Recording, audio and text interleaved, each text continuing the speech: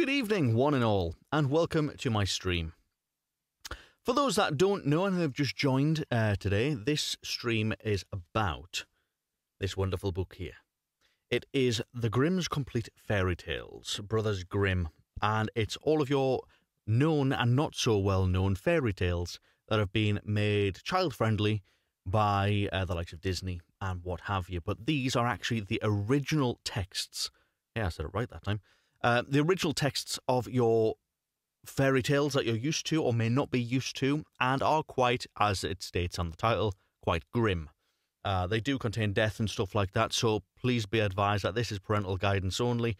And some stories may not be suitable for children's hearing. One of the things that I will state is I have not read any of these stories myself. So when I'm reading them to you is the very first time that I'm listening to them, as well as, obviously, reading to them, reading to you about them. So I do apologise if there are. Oh, I can see it's already going to be one of those one of those days. 1 sec, just going to adjust this slightly. I can already see it's going to be one of those days for tongue twisters because I can't even speak English correctly. Right, okay, so the one we read yesterday was... what's going on? Why is my camera a little bit blurry? Oh, there we go. It's back again. The one we read yesterday was... The Wolf and the Seven Little Kids. And basically, if you weren't on yesterday, I mean, you could be watching this back on a replay. Please do put on the comments if it is a replay you're watching back on. It is nice to get feedback on whether you liked it or whether you didn't like it, or sort of what things you want me to read in the future if I continue to do this. I don't know yet. There are 200 and odd stories in total, so it's going to be quite some time. And I think with isolation and stuff, it's a perfect opportunity. You get to listen to a story read by myself, and I get to practice as well as reading stories and reading this book, and it not just sitting on a dusty shelf. So yeah, the one we read yesterday was The Wolf and the Seven Little Kids, and it basically was about 7 kid goats, being essentially tricked by the wolf and eaten, or all 6 of them eaten. The mother finding all 6 had gone from the house and went and found the wolf with the little one who hid in the clock, cut open the wolf who was asleep under the tree. All of the goats came out and they filled his stomach back up with rocks, sewed him back up, and he ended up getting so thirsty he went to go and drink in a well because of the rocks in his stomach, and he fell in and drowned. That was essentially the story. In a nutshell, and you can see that on yesterday's replay, which is on my channel. And speaking of channels, please do like, share, and subscribe, and be sure to hit that bell notification icon if you do want to be notified of when I am next live. Although I do try and give people notice and post on social media when I am about to go live or what have you, just so you're aware. But sometimes with time zones and stuff, it can be a little bit difficult for some people to come on at this time.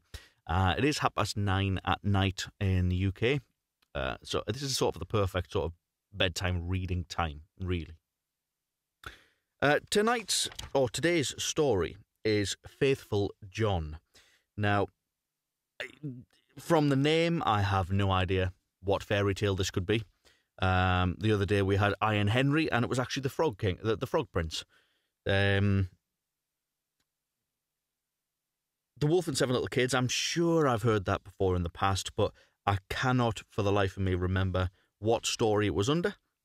This one is Faithful John, and is it a short story?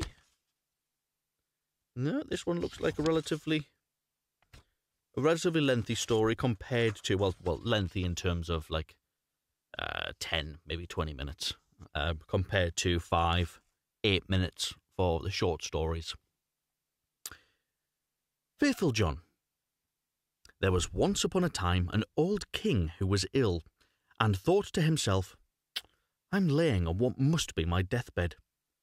Then said he, "Tell Faithful John to come to me."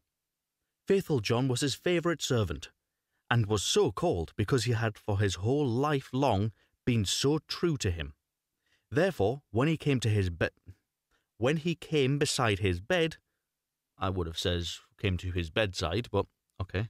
When he came beside his bed, the king said to him, "Most faithful John, I feel my end approaching, and no anxiety except about my son. He is still of tender age, and cannot always know how to guide himself. If you do not promise me to teach him everything that he ought to know, and be his foster father, I cannot close my eyes in peace." Then answered faithful John, "I will not forsake him. I will serve him with fidelity, even if it should cost my life." At this, the old king said, "Now I die in comfort and peace." Then he added, "After my death, you shall show him the whole castle, all the chambers, halls, and vaults, and all the treasures which lie therein. But the last chamber in the long gallery, in which is a picture of the Princess of Golden Dwelling, you shall not show. If he sees that picture, he will fall violently in love with her, and will drop down in a swoon and go through great danger for her sake. Therefore you must preserve him from that." And when faithful John had once more given his promise to the old king about this, the king said no more, but lay his head on his pillow and died.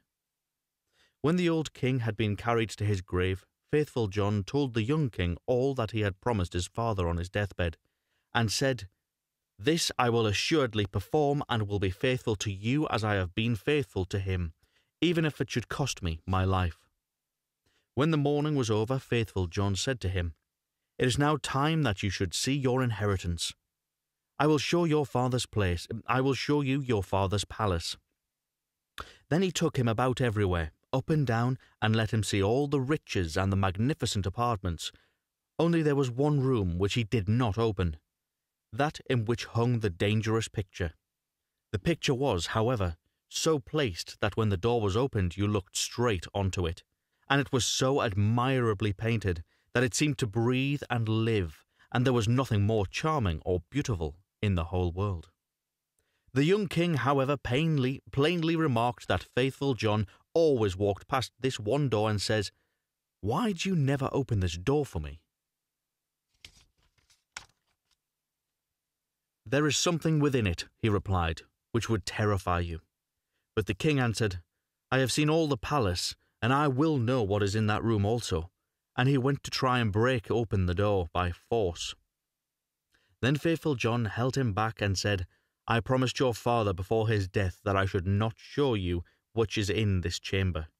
It might bring the greatest misfortune on you and on me." "Ah, no," replied the young king. "If I do not go in, it will be my certain destruction. I have no rest day or night until I had seen it with my own eyes. I shall not leave the place until you have unlocked this door." Then faithful John saw that there were no help for it now, and with a heavy heart and many sighs, sought out the key from the great bunch. When he opened the door, he went in first, and thought by standing before him he could hide the portrait so that the king should not see in front of him. But to what avail?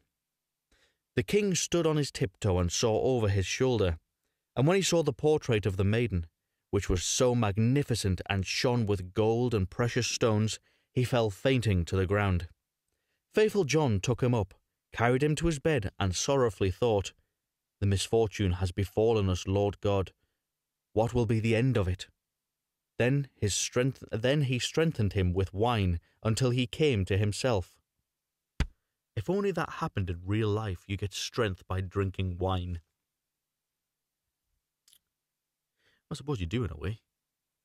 You get, what they call it, Dutch courage. The first words the king said were, "Ah, the beautiful portrait! Whose is it?" "That is the Princess of the Golden Dwelling," answered faithful John. Then the king continued, "My love for her is so great that if all the leaves on the trees were tongues, they could not declare it. I will give my life to win her. You are my most faithful John. You must help me." The faithful servant considered within himself for a long time how to set about the matter, for it was difficult to even obtain the sight of the king's daughter.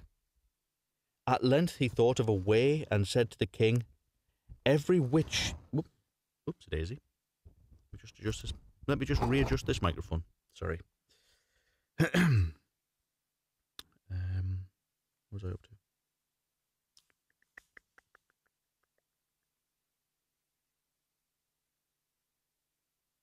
I do apologise. This does happen every so often when I'm trying to find it, when I lose a line because of distraction.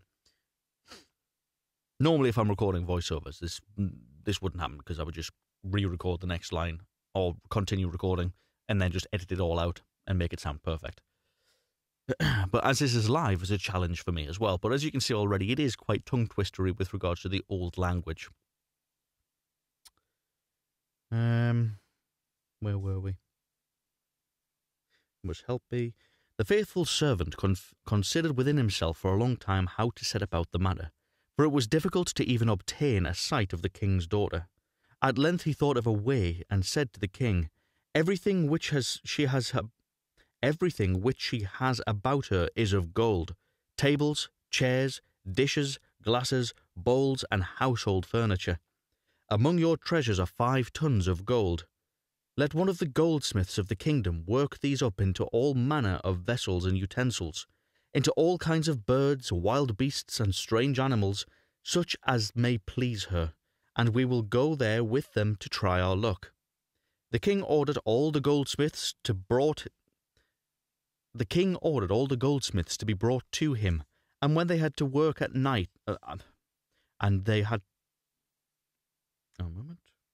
The king ordered all the goldsmiths to be brought to him, and they had to work day and night until all the most splendid things were prepared. When everything was stowed on board a ship, faithful John put on the clothing of a merchant, and the king was forced to do the same in order to make himself quite unrecognizable. Then they sailed across the sea, and sailed on until they came to a town where the princess of the golden dwelling resided. Faithful John bade the king stay behind on the ship and wait for him. Perhaps I shall bring the princess with me, said he. Therefore see that everything is in order, have the golden vessels set out and the whole ship decorated. Then he gathered together in his apron all kinds of gold things, went on shore and walked straight to the royal palace. When he entered the courtyard of the palace, a beautiful girl was standing there by the well with 2 golden buckets in her hand, drawing water with them. And when she was just turning round to carry away the sparkling water, she saw the stranger and asked who he was. So he answered, I am a merchant, and opened his aprons and let her look in. You'd be arrested for that these days. Then she cried, Oh, what beautiful gold things! And put her pails down and looked at the golden wares one after the other. Then said the girl, The princess must see these. She has such a great pleasure in golden things that she will buy all you have. She took him by the hand and led him upstairs, for she was the waiting maid. When the king's daughter saw the wares, she was quite delighted and said, These are so beautifully worked that I will buy them all from you. But faithful John said, I am only the servant of a rich merchant. The things I have here are not compared to what my master has in the ship. They are most beautiful and valuable things that could ever be made from gold. She wanted to have everything brought to her there, but he said, There are so many of them, it would take a great many days to do that, and so many rooms will be required to exhibit them, that your house is not big enough. Then, to her curiosity and longing, were still more excited, until at last she said, Take me to the ship, I will go there myself and behold the treasures of your master. On this faithful John was quite delighted, and led her to the ship, and when the king saw her, he perceived that her beauty was even greater than the picture had represented it to be, and thought no other than his heart would burst. That's right. Then she got onto the ship, and the king led her within. Faithful John, however, remained behind with the pilot, and ordered the ship to be pushed off, saying, "Set all sails till it fly like a bird in air." Inside, however, the king showed her golden vessels, every of them, and the wild beasts and strange animals. Many hours went by while she was seeing everything, and her delight she did not observe the ship was sailing away. After she looked at the last piece, she thanked the merchant and wanted to go home. But she came to the side. Should really have turned the page then. But when she came to the side of the ship, she saw that it was deep. It was on deep sea, far from land, and hurrying onwards with all sails set. "Ah!" cried she in her alarm, "I am betrayed! I am carried away and have fallen into the power of a merchant. I would rather die." The king, however, seized her by the hand and says, "I am not a merchant, I am a king, and of no worse origin than you are. And if I have carried you away with subtlety, and this has come to pass because of my exceeding great love for you. The first time that I looked on your portrait, I fell fainting to the ground. When the Princess of Golden Dwelling heard that, she was comforted, and her heart was inclined unto him, so that she willingly consented to be his wife." If that's all you have to do, like back then, you just steal a woman, tell her that you fell in love with her on a painting and collapsed, and then she agrees to marry you. Definitely is a fairy tale.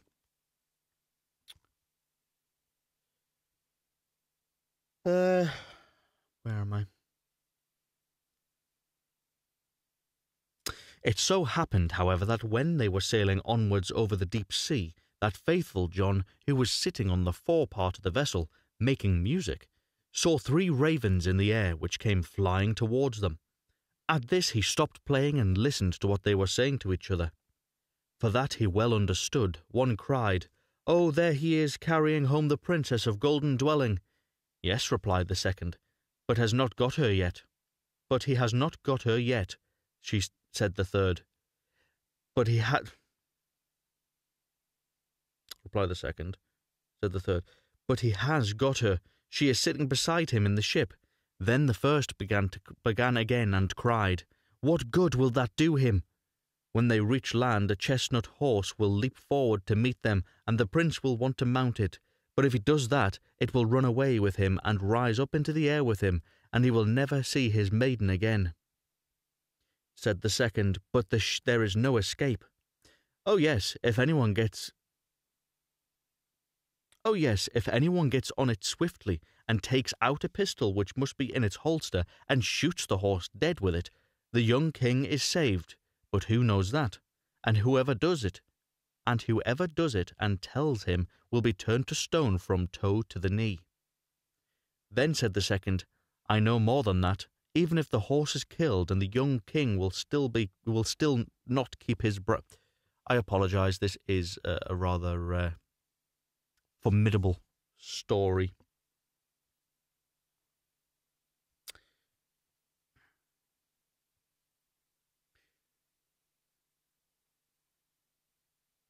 But there is no escape. Oh yes, if anyone else gets on it swiftly and takes out a pistol which must be in its holster and shoots the horse dead with it, the young king is saved. But who knows that? And whoever does it and tells it to him will be turned to stone from toe to the knee. Then said the second, "I know more than that. Even if the horse is killed, the young king will still not keep his bride. When they go into the castle together, a wrought bridal garment will be laying there in a dish, and looking as if it were woven of gold and silver. It is, however, nothing but sulphur and pitch, and if he puts it on, it will burn him to the very bone and marrow." Said the third, "Is there no escape at all?" "Oh yes," replied the second. "If anyone with gloves on seizes the garment and throws it into the fire and burns it, the young king will be saved. But what's the good in that? Whoever knows it and tells it to him, half of his body will become stone from the knee to the heart." Then said the third, "I still know more. Even if the bridal garment be burnt, the young king will still not have his bride. After the wedding, when the dancing began, the young queen is dancing. She will suddenly turn pale and fall down as if dead. And if someone did not lift her back up bloody hell. and if someone does not lift her up and suck 3 drops of blood from her right breast and spit them out again, she will die." Wow. "But if anyone who knows this were to declare it, he would become stone from crown of his head to the sole of his foot." When the raven had spoken of this together, they flew onwards, and faithful John had well understood everything. But from that time forth he became quiet and sad, for if he concealed what he had heard, his master would suffer, and if he revealed to him, he himself must sacrifice his life. At length, however, he said to himself, "I will save my master, even if it brings destruction on myself." When therefore they came to shore, all happened as had been foretold by the ravens, and a magnificent chestnut horse sprang forward. "Good," said the king, "he shall carry me to my palace," and was about to mount it, when faithful John got before him, jumped quickly on it, drew the pistol out of his holster, and shot the horse. Then the other attendants of the king, who after all were not very fond of faithful John, cried, "How shameful to kill the beautiful animal that was to have carried the king to his palace." But the king said, "Hold your peace and leave him alone. He is one of my most faithful John. Who knows what good may come of his actions?" They went into the palace, and in the hall there stood a dish, and inside lay a bridal garment, looking no otherwise than as if it were made of gold and silver.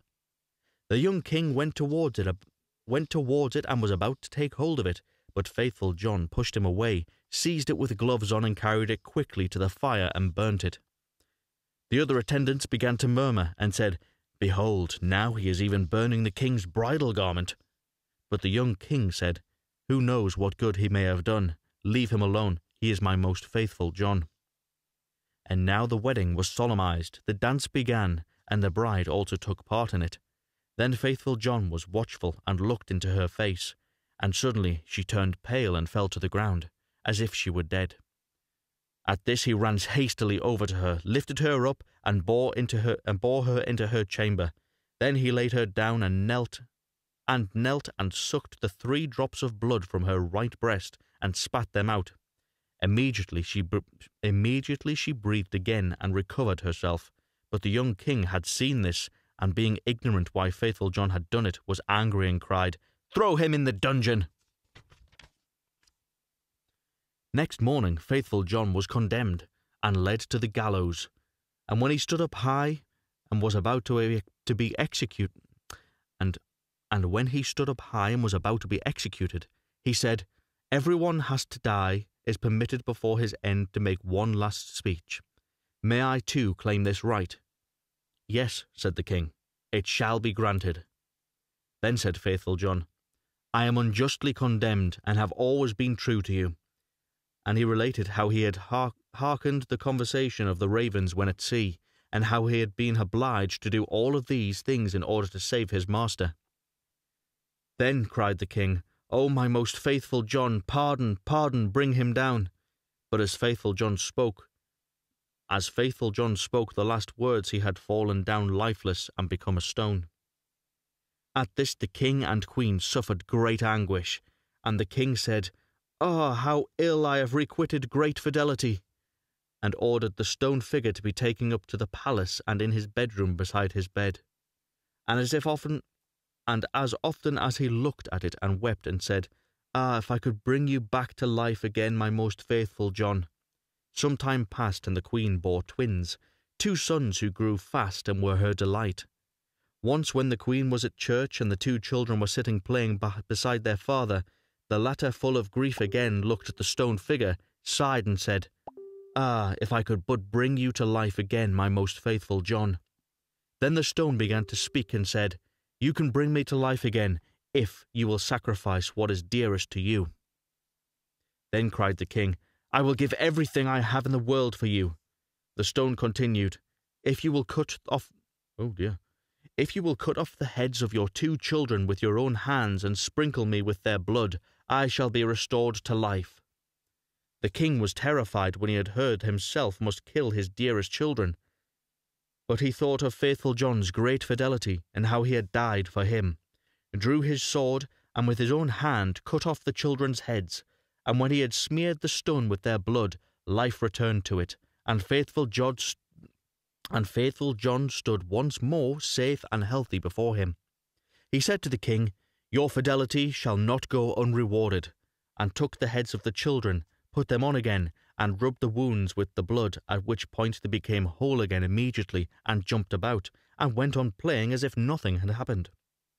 Then the king was full of joy, and when he saw the queen coming, he hid. He hid Faithful John and the 2 children in the great cupboard. When she entered, he said to her, "Have you been praying in church?" "Yes," answered she, "but I have been constantly thinking of Faithful John, and what misfortune has befallen him through us." Then he said, "Dear wife, we can give him life again, but it will cost us our 2 little sons who we must sacrifice." The queen turned pale, and her heart was full of terror, but she said, "We owe it to him for his great fidelity." Then the king rejoiced, that she thought as he had thought, and went and opened the cupboard, and brought forth Faithful John and the children, and said, "God be praised, he is saved, and we have our little sons again also," and told her how everything had occurred.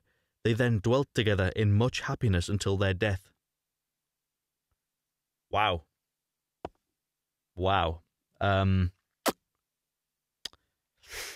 Yep.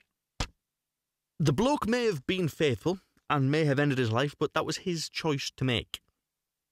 However, I don't think I'd be chopping my kids' heads off on the whim that it may bring a stone man back to life. Because if the stone man came back to life, there's no guarantee that your children are coming back to life. So I suppose that was a bonus to a degree. Yet again, another really bizarre tale, and I do apologise for the amount of mistakes in that. It was quite difficult. But yeah, that interesting story. Interesting story. Let me know what you thought in the comments. But that's it for today. I want to thank you all for joining and for viewing the video on replay. Again, I do apologise. Remember that these stories that I am reading I have not read before. They are not pre-scripted. They are not pre-practiced. They are read live for the very first time. Because at the end of the day, it shows my vulnerability, I suppose. Vulnerability. And yeah, and I just I'm liking this. So, yeah, if you enjoyed that, do give it a thumbs up and like, share, subscribe to the channel. I shall be back tomorrow at 9:30 when we are reading The Good Bargain. The Good Bargain. I have no idea what that one is about. None at all. But we shall see. It's just enjoyable reading these tales, because some of them you'll recognise, some of them you won't, but regardless, they're all quite interesting, but grim. Take care, thank you very much, and stay safe, and I'll see you tomorrow.